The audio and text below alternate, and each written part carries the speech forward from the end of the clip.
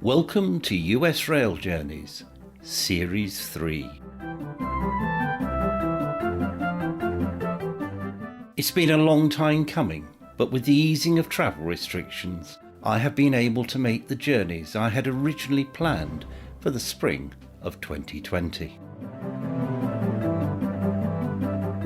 Join me as I travel 6,684 miles with Amtrak across the United States.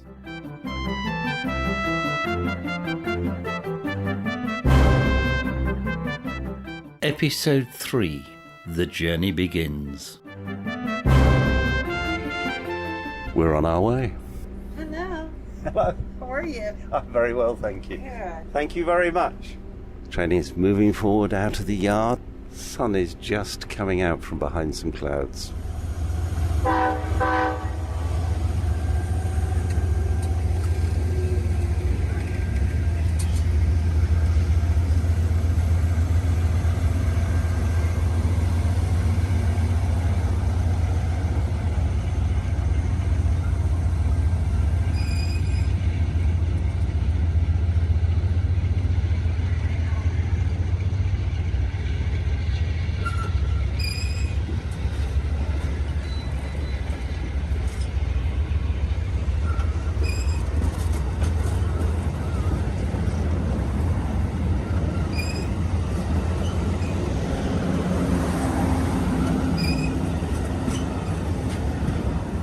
So this is the start of my journey from Miami. In this series, we'll be going through New York, down to New Orleans, across to Los Angeles, then across by train along the southern border of the United States to San Antonio, north to Chicago, across country again to New York, and in 2 weeks today I shall be setting out on my final part of my journey, the Acela, up the East Coast to Boston. Just to make me feel like I'm at home on the train, just past not a scrapyard, but a good few wagons full of scrap. Or now we're just passing a car breaker's yard. So our journeys through scrap continue. What I always love about the US is you may be on a main line, but there are lots of little sidings that appear to go nowhere. Just past one, which I think goes up to a factory somewhere. Because, of course, freight trains are very important to the economy. An amazing amount of goods goes by rail.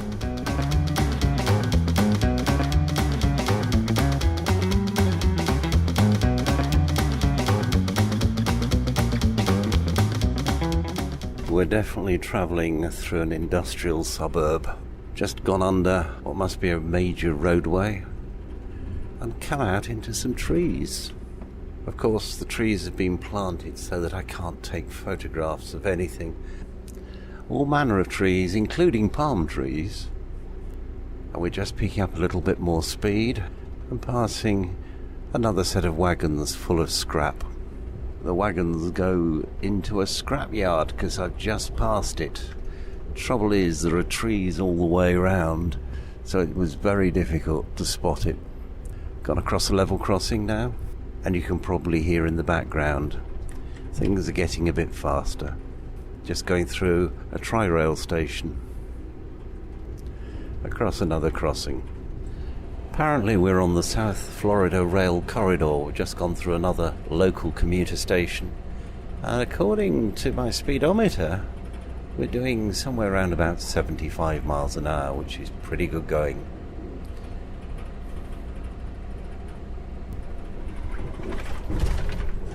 And over some points.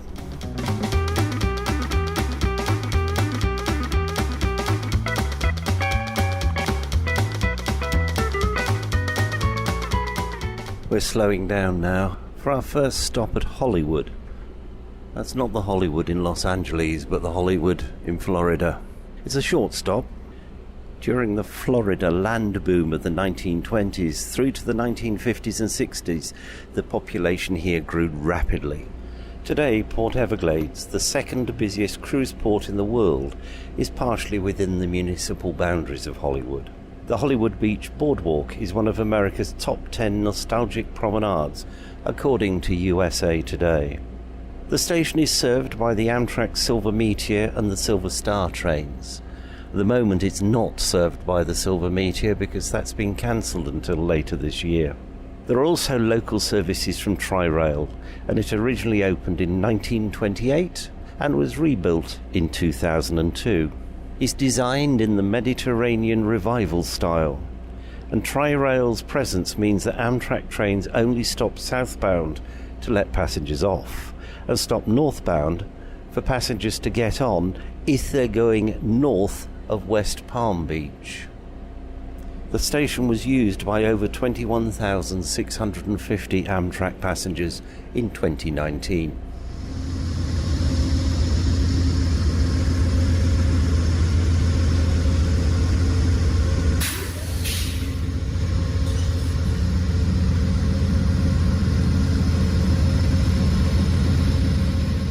Well, we're leaving Hollywood now. According to my watch, 3 minutes late. Considering it was meant to be a very short stop, we were there for quite a long time. We've got a long way to go yet. Just passing an area where the houses seem quite modest, but the yachts are incredibly big.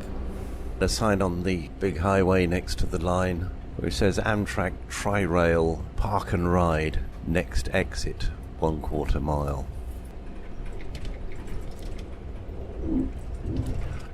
This certainly is the land of the car. It doesn't seem to matter that we left Hollywood late, because we've got to Fort Lauderdale bang on time. Fort Lauderdale, called the Venice of America, it has a large and intricate canal system. It's a popular tourist destination with a major yachting centre. There are more than 4,100 restaurants and some 120 nightclubs. That write-up was written a few years ago, so there could well be many more than 120 nightclubs. It's named after Major William Lauderdale, who was the commander of a detachment of soldiers who built the first of a series of forts in 1838 prior to the Second Seminole War. Development began after the railway reached the area in 1896. In World War II, the town became a major US base, and after the war, service members returned to the area, spurring a population explosion greater than the land boom of the 1920s. It's another Mediterranean revival-style station, and it opened in 1927. It replaced a hastily built temporary structure erected at the end of 1926 to greet the January 1927 arrival of the Orange Blossom Special, which was the first seaboard passenger train in South Florida. The Orange Blossom Special ran until 1953, and the Silver Meteor began in 1939. Both the Silver Meteor and the Silver Star continue to use the station. It's used by both Amtrak and Tri-Rail, and 41,200 Amtrak passengers used the station in 2019.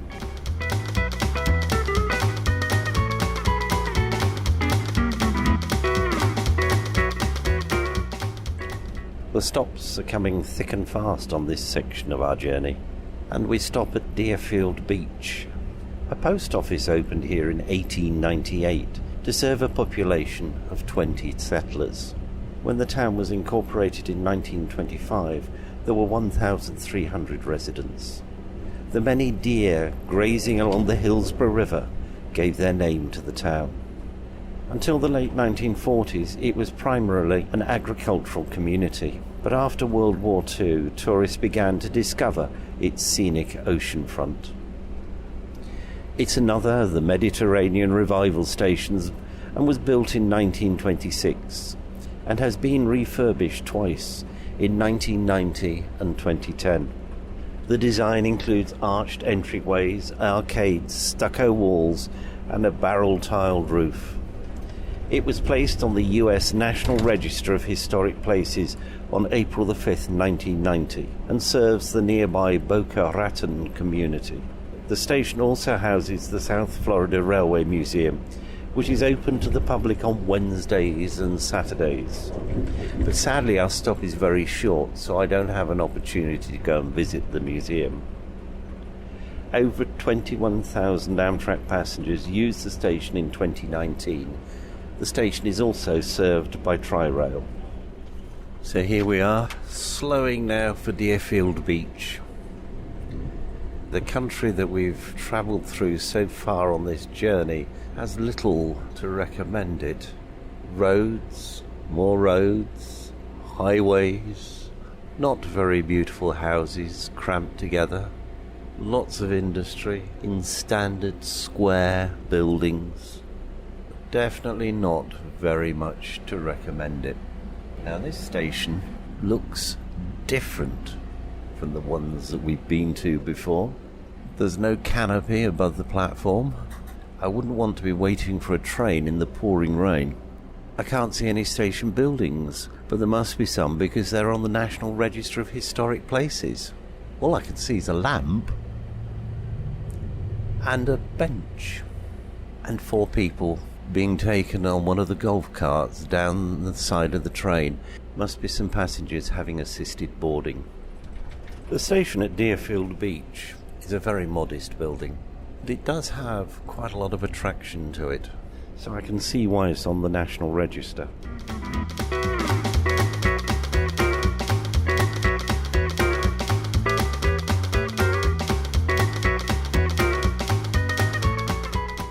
Our next stop will be Delray Beach. Delray Beach takes its name from a Detroit neighborhood of the same name, meaning of the king in Spanish. The Florida East Coast Railway reached the town in 1896, and by 1911 pineapple and tomato canning plants had already been built. The Florida land boom of the 1920s brought prosperity and tourism, and these became important industries. Recent years have seen a large-scale renovation of the downtown area. The station is relatively modern. It first opened in August 1991 when Tri-Rail abandoned the original station, situated a few blocks to the north. Amtrak trains first stopped here in April 1995, and in 2019 it was used by over 14,750 Amtrak passengers. As we progress along this part of the route, we are passing through many Tri-Rail stations, and we've just gone over another vast highway. We've slowed right down, but we don't appear to have come to a station, so it must be at a signal. I was wrong. It would appear it's a short platform, so once passengers have got onto the carriages at the front of the train, it then pulls forwards to allow the passengers to get onto the carriages at the back of the train.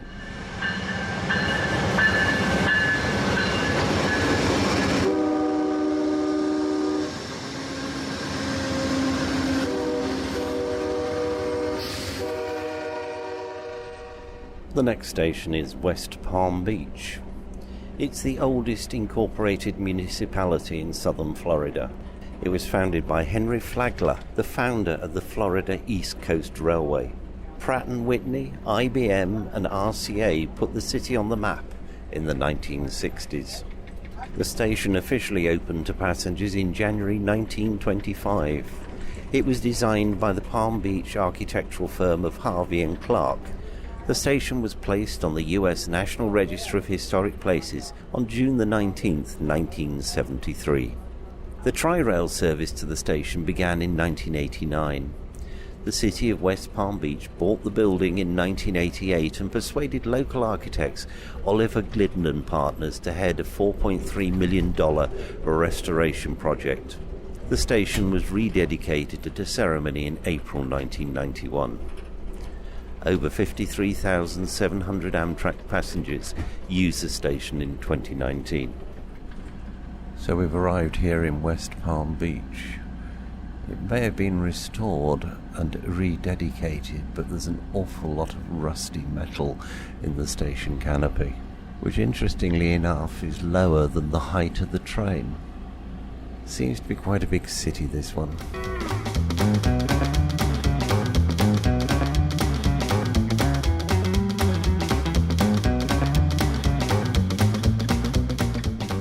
We're making good speed. The road's still running parallel with the railway line in one or two places. Bit of fly tipping at the side of the tracks. And on the other side of the train, just dismal walls of buildings. Travelling slowly at the moment.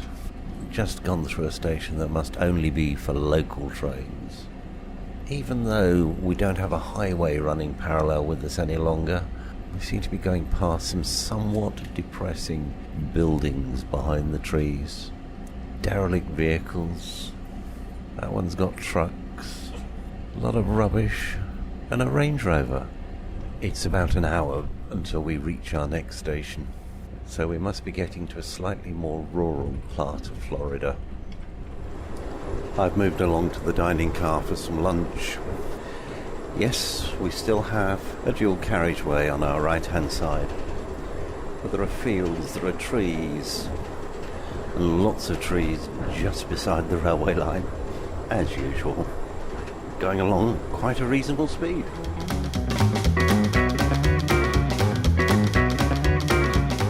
The countryside we're travelling through at the moment appears to be flat. Trees, a lot of trees, but not particularly tall ones, and the trees aren't particularly dense.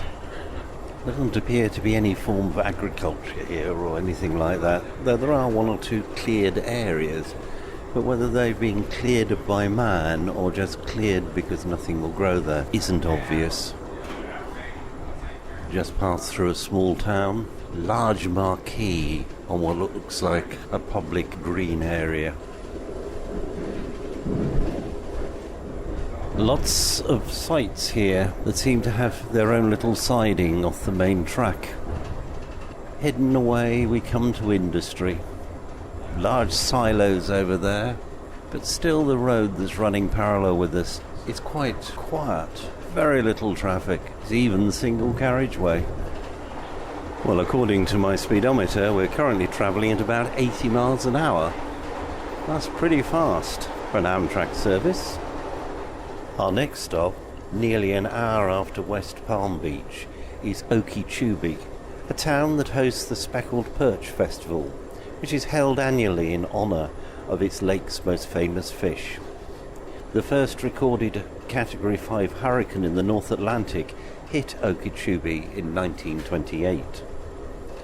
The old station, built in 1924 for the Seaboard Airline Railway, was demolished in 2014. In 2018, 4,000 Amtrak passengers used the shelter constructed in 2011. The Silver Star is the only Amtrak train that stops here. Please, only exit with the member of the Amtrak crew, and all doors will not open. Once again, Okeechobee, the next station not coming up. Okeechobee. Seems I got the pronunciation wrong. The people here must love the trains, as we're stopped right across a level crossing. So that means all the traffic has to wait for the train to pull forwards, because it looks as though it must be another station with another short platform. We're about 8 or 9 minutes late at the current time. Well, we're pulling forwards over the crossing. Quite a queue built up, waiting for the train to move.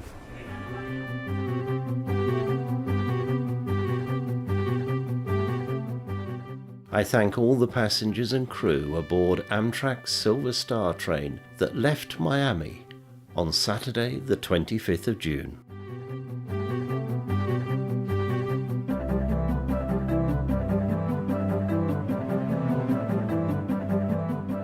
The US Rail Journeys podcasts are produced and published by the Mr. T Podcast Studio.